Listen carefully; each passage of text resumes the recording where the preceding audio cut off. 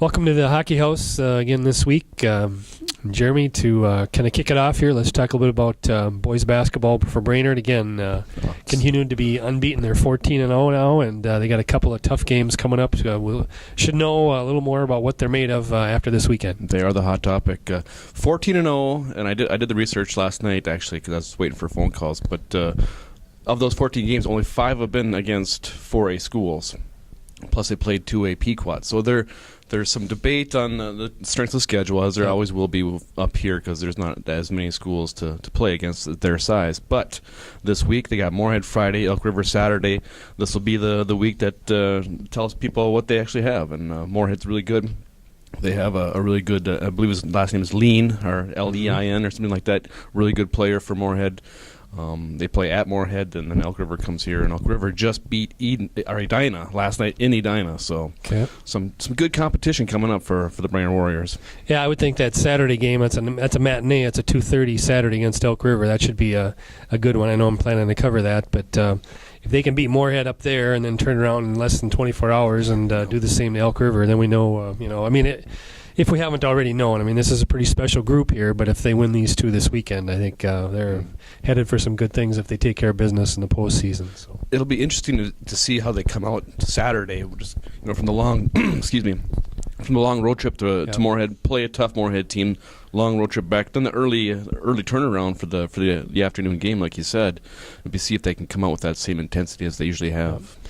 Brainerd boys hockey got beat up at Rosa. Was 2-0. It was a very close game last Saturday. I'm sure when seeding time rolls around now, going to be a difficult way to seed because they split with Moorhead, split with Rosa, split with Tech, and Brainerd. Those 4 will be the top 4 teams, I think, by a long shot. And have to see how they do here the rest of the way. I think they've got they got 3 games left, I think. I'm not sure if all 3 are at home, but I think they might be, but I would have to double check on that. But they take care of business there. I would think they should at least get a number 3, if not 2, and then there's a possibility for 2 home games in the playoffs rather than 1. So that'll be interesting to see how that all shakes out. We're coming on the end of the season in several sports here. So they snuck one out last night. Cole Smith 6-5. I see 6-5 at Wilmer, and Cole had a hat trick and including the game winner. Yeah, I'm surprised it was maybe that close, but the main thing was they won. So I guess that's the crucial thing.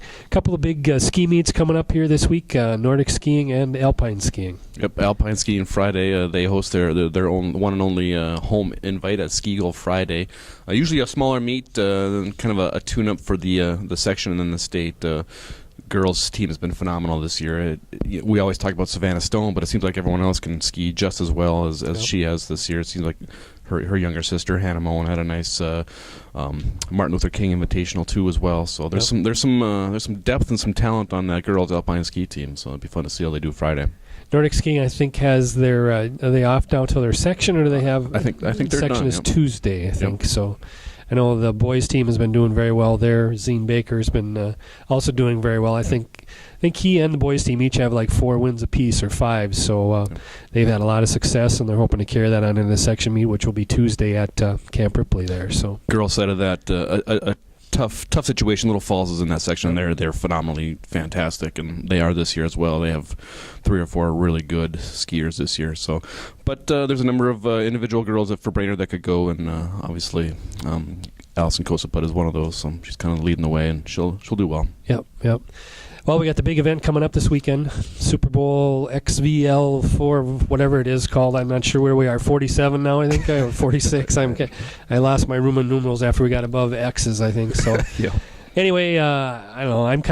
I was thinking about this morning. I think it's really an even matchup. I think it should be really a good game. In addition to all the sideline sidebars with the Lewis last game and the Harbaugh brothers coaching, but Randy Moss, best receiver ever. Randy Moss, best receiver ever. Super Bowl homeboy, finally made that comment work. But I don't know. I guess I'm going to pick the 49ers. I just think their defense is really good. Ravens have a good defense too. I was just reading a story this morning about how Joe Flacco has got to be in the conversation, the top 4 or 5 quarterbacks now. I think it's going to be close, but I'm going to go with the 49ers. Last year was Eli, and now Eli is nowhere to be mentioned. So yeah. I'm going to go 49ers because I picked them regular season or beginning of the season. I had Patriots and 49ers, so I'll stick with the 49ers and We'll see how it goes. I really don't care, but so that's kind of what makes this one kind of relaxed and fun. I can just enjoy it and watch the commercials finally. Right. I think your picks were a little more accurate than mine. I believe I went with Detroit and Denver, and I had a shot with one of those, and the other one bombed badly. So very badly. We'll stick with your picks from here on out. If you could pick Green Bay next year, that'd be great. Yeah. Anything else to touch on today? No, nothing of great significance going on. That'll wrap it up from the Hockey House this week. Thanks for joining us. We hope to see you next week. See you.